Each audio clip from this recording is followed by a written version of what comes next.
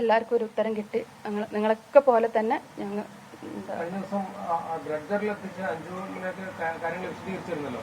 അപ്പൊ അവർക്ക് പരിമിതി ബോധ്യപ്പെടുത്താനാണോ ശ്രമിച്ചത്, അതോ നടത്തുന്ന പുരോഗതി അറിയിക്കാനായിരുന്നു? പുരോഗതി അറിയിക്കുന്നതിനൊപ്പം തന്നെ SP സാറ് അതായത് ഈ ഒരു ഡ്രഡ്ജിങ് സാധ്യമാക്കാൻ അവരെ പ്രഷർ ചെയ്ത് നമ്മൾ എൻ്റെ അടുത്ത് പറഞ്ഞു. ഇപ്പൊ KC വേണുഗോപാൽ സാർ അടക്കമുള്ള ആളുകളുടെ ഡയറക്റ്റ് പ്രഷറും കാര്യങ്ങളും, ഇപ്പോൾ രാഘവേട്ട അങ്ങനെയുള്ള ആളുകളാണ് നമ്മളെ ഈ ഒരു ഇതിന് വേണ്ടിയിട്ട് ഹെൽപ്പ് ആ ഒരു എഫേർട്ട് എടുത്തതെന്ന് പറഞ്ഞു. പിന്നെ അതേമാതിരി അവർക്ക് ആ ലോറി അവിടെയാണ് ഏകദേശം അവർക്ക് ഉറപ്പുണ്ടായിരുന്നു. അപ്പോൾ ആ ഒരു ഉറപ്പ് നമ്മളെയും കൂടി അറിയിക്കാനാണ്. അപ്പോൾ കുറച്ച് ദിവസം എടുക്കും, നമുക്ക് ഏകദേശം ഇതിൻ്റെ ഉള്ളിലാണ് ലോറി എന്നുള്ളത് മനസ്സിലായിട്ട് ഏകദേശം സ്ഥാനം മനസ്സിലായിട്ട്, അപ്പോൾ എത്രയും പെട്ടെന്ന് തന്നെ നമുക്ക് എടുക്കാം. പക്ഷേ അത് പതുക്കെ നമുക്ക് സാധ്യമാവുള്ളൂ. ആ കാര്യങ്ങളൊക്കെ അറിയിക്കാനും അങ്ങനത്തെ കാര്യങ്ങൾക്ക് വേണ്ടിയിട്ടായിരുന്നു നമ്മൾ അവര് വിശദീകരിച്ചു. അവിടെ തന്നെയാണ് കിട്ടിയത്. ആദ്യം ഈ തെരച്ചിലിനൊക്കെ വളരെ വേഗം കുറവാണ് നമ്മൾ പറയുന്നത്. പിന്നീട് അങ്ങോട്ട് വന്നപ്പോൾ കാര്യങ്ങൾ കൃത്യമായി നടന്നിരുന്നു, ഏകോപനം കാര്യങ്ങളൊക്കെ?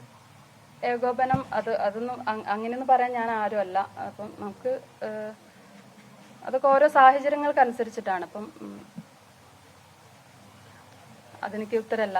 ഇപ്പൊ ഏതായാലും നമുക്ക് ലാസ്റ്റ് ഈ ഡ്രഡ്ജർ വന്നതിന് ശേഷം നല്ല രീതിയിൽ തന്നെ നമുക്ക് അതിന്റെ, കാരണം അവർ പറഞ്ഞ കാര്യങ്ങൾ ശരിയാണ്. മനുഷ്യ സാധ്യമായിട്ട് ഒരു ഡൈവ് ചെയ്തിട്ട് നമുക്ക് ആ ലോറിന്റെ അടുത്ത് ഒരിക്കലും എത്തിപ്പെടാൻ പറ്റൂലായിരുന്നു. അപ്പൊ അതിന് ഡ്രഡ്ജർ മാതിരിയുള്ള സംവിധാനം വേണമെന്നുള്ള രീതിയിലാണ് രണ്ടാം ഘട്ട തെരച്ചിൽ അവസാനിപ്പിച്ചത്. പിന്നെ നമുക്ക് ഒരുപാട് ഫോൾസ് ഇൻഫർമേഷൻ ഒക്കെ നമുക്കും കിട്ടിയിട്ടുണ്ട്.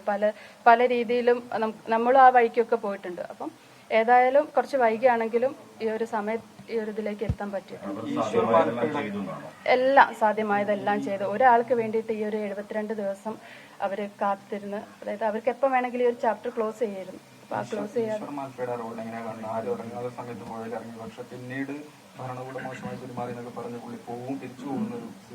അല്ല, അതൊരു തെറ്റിദ്ധാരണന്റെ ഭാഗമാണ്. ഈശ്വർ മാൽപേ സാറും അതേമാതിരി കുറെ പേര് ഇങ്ങനത്തെ മുങ്ങൽ വിദഗ്ധരൊക്കെ ഇതിനു വേണ്ടി ഹെൽപ്പ് ചെയ്തിട്ടുണ്ട്. നമ്മുടെ സതീസൈൽ സാറാണ് ഈശ്വർ മാൽപേനെ അവിടേക്ക് കൊണ്ടുവന്നെന്ന് തോന്നുന്നുണ്ട്. അപ്പം ആവശ്യഘട്ടങ്ങളിൽ അവരുടെ സഹായം നമുക്ക് കിട്ടിയിട്ടുണ്ട്. പക്ഷേ ഈ ഡ്രഡ്ജിങ് കൊണ്ടുവന്നപ്പം നമ്മുടെ ഡ്രഡ്ജർ ഉപയോഗിച്ചിട്ടുള്ള എത്രയും പെട്ടെന്നുള്ള ഒരു കണ്ടുപിടുത്തം അതിനൊരു ചെറിയൊരു ഇതുപോലെയാണ്. അതുകൊണ്ടായിരിക്കും ജില്ലാ ഭരണകൂടം താൽക്കാലികമായിട്ട് ആക്കിയത്, അല്ലാതെ ഈശ്വർ മാൽപ്പേനെ തഴഞ്ഞിട്ടും കാര്യങ്ങളൊന്നും ആയിട്ടല്ല. ഈ ജിതിൻ അതുപോലെ തന്നെ ഈ രണ്ടുപേരുടെ ഇടപെടൽ വേറെ ആരെക്കാൾ കൂടുതൽ അവരാണല്ലോ നിരന്തരം കൂടെ. ജിതിൻ ഞങ്ങൾ ഒറ്റക്കെട്ടായിട്ടാണ്. ഇപ്പൊ ഞങ്ങൾക്ക് വേണ്ടിയിട്ട് ജിതേട്ടനാണ് മുന്നിൽ എല്ലാ കാര്യത്തിലും നിന്നത്. മനാഫ്ക വേറൊരു തരത്തിലേക്കാണ് അവിടേക്ക് എത്തിപ്പെടുന്നതെങ്കിൽ, പക്ഷെ ഞങ്ങൾ കുടുംബത്തിന്റെ ഫസ്റ്റ് ടു ലാസ്റ്റ് ഓരോ ഘട്ടങ്ങൾക്ക് ഞങ്ങൾക്കറിയാം ആരൊക്കെ പോയി കണ്ടെന്നുള്ളത്.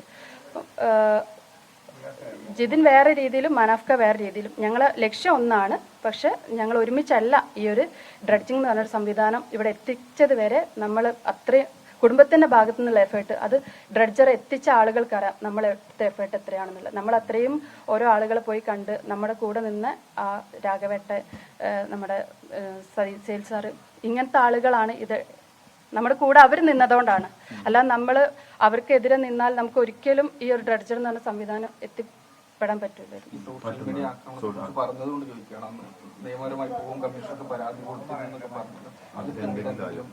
ഇല്ല, അതൊക്കെ അതിന്റെ രീതിയിൽ തന്നെ നടക്കുന്നുണ്ട്. പരാതികൾ ഒക്കെ ഫാമിലിന്റെ ഭാഗത്തും കൊടുത്തിട്ടുണ്ട്. മനാഫ്കയ്ക്ക് ഒരുപാട് ആക്രമണങ്ങൾ നേരിടേണ്ടി വന്നിട്ടുണ്ട്. ഇല്ല, അതൊക്കെ അവിടെ അതിന്റെ പ്രൊസീജിയർ അവര് വേണ്ട രീതിയിൽ, ഇപ്പൊ ഇവിടുത്തെ മന്ത്രിമാരാണെങ്കിൽ ഇടപെടുന്നുണ്ട്, അവിടുത്തെ അവരും ഇടപെട്ടിട്ട് വേണ്ട രീതിയിൽ ചെയ്തു. നമുക്കിനി യാതൊരുവിധ ഒന്നുമില്ല. വേണ്ട കാര്യങ്ങളൊക്കെ അവരിപ്പോ വേണ്ട രീതിയിൽ തന്നെ എല്ലാവരും ചെയ്യുന്നുണ്ട്. അല്ല, അതൊന്നും നമുക്ക് അറിയുന്ന കാര്യം. അതൊക്കെ അവര് വേണ്ട കർണാടകയും കേരള സർക്കാരും അവരെ കൂട്ടി കുടുംബത്തിന് അതിന്റെ പ്രൊസീജിയറൊക്കെ അവര് ഏതായാലും ഇത്രയും ദിവസം നമ്മൾ കാത്തിരുന്ന്,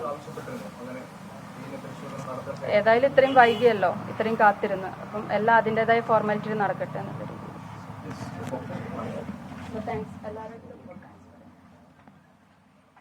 അഞ്ജുവിൻ്റെ സഹോദരി അഞ്ജുവാണ് മാധ്യമപ്രവർത്തകരെ വീണ്ടും കണ്ടത്. എന്തായാലും ഈ എല്ലാവർക്കും നന്ദി പറയാനാണ് അഞ്ജു അവസരം വിനിയോഗിച്ചത്. കാര്യം കുടുംബം ഒറ്റക്കെട്ടായി അവസാനം വരെ നിലകൊണ്ടു എന്നും അഞ്ജു ഓർക്കുന്നു. അതുപോലെ MK രാഘവൻ MP, അതുപോലെ കർണാടകത്തിലെ സർക്കാർ, സംസ്ഥാന സർക്കാർ, കേരളത്തിലെ സർക്കാർ, ഇവരെല്ലാവരും സതീഷ് കൃഷ്ണ സെയിൽ, അതുപോലെ കാർവാറിലെ MLA, കാർവാറിലെ ജില്ലാ കളക്ടർ, കാർവാറിലെ SP, ഇവരെല്ലാവരും തന്നെ സഹായിച്ചതൊക്കെ നന്ദിയോടെ ഓർക്കുന്നു. വളരെ സങ്കടകരമായൊരു മുഹൂർത്തത്തിലാണെങ്കിൽ പോലും ഇവരെയൊക്കെ ഓർമ്മിക്കാൻ അഞ്ജു സമയമെടുത്തു എന്നുള്ളതാണ് ഏറ്റവും പ്രധാനപ്പെട്ട കാര്യം.